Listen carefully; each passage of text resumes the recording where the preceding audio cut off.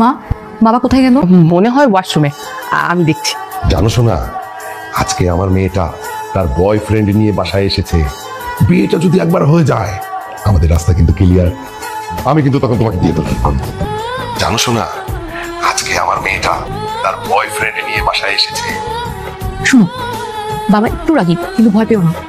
ঠান্ডা মাথার সব প্রশ্নের উত্তর দিবেন, ঠিক আছে? একটু দেরি হয়ে গেল, বিরক্ত হচ্ছিলে না তো? জি না আঙ্কেল, কোনো সমস্যা নেই। উত্তর দিল কে? বাবা তাসিনই উত্তর দিয়েছেন। জি আঙ্কেল, এখানে তো আমরা তিনজনই আছি।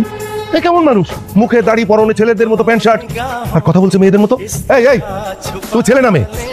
আঙ্কেল, আমি পরিপূর্ণভাবে একজন ছেলে। আমার ছোটবেলা থেকেই শুধু একটু কণ্ঠে সমস্যা, যার জন্য কথা বলি এরকমটা শোনো। একটু সমস্যা মানে? আরে এ তো পুরোটাই সমস্যা।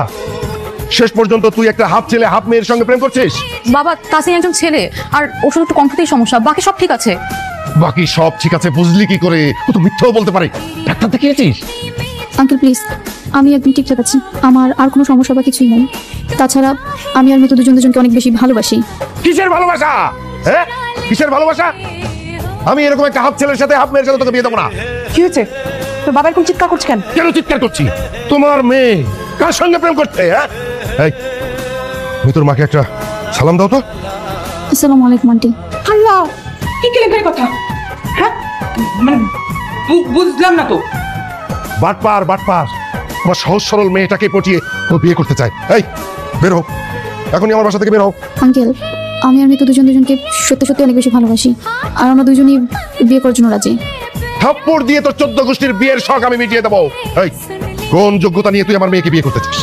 বাবা প্লিজ, তুমি এমন করছো কেন? এই চুপ, একটা কথাও তুই বলবি না। আমি রাস্তা থেকে ভিখারি ডেকে এনে তোকে বিয়ে দেবো, কিন্তু তারপরেও এরকম একটা হাফ ছেলে হাফ মেয়ের সাথে আমি বিয়ে দেবো না। এই বের হ, আমার বাড়ি থেকে বের হ। প্লিজ আঙ্কেল, আমাদেরকে মেনে নেন। প্লিজ আঙ্কেল মেনে নেন। এই বেরোবি না? বাবা, ওকে ছেড়ে দাও।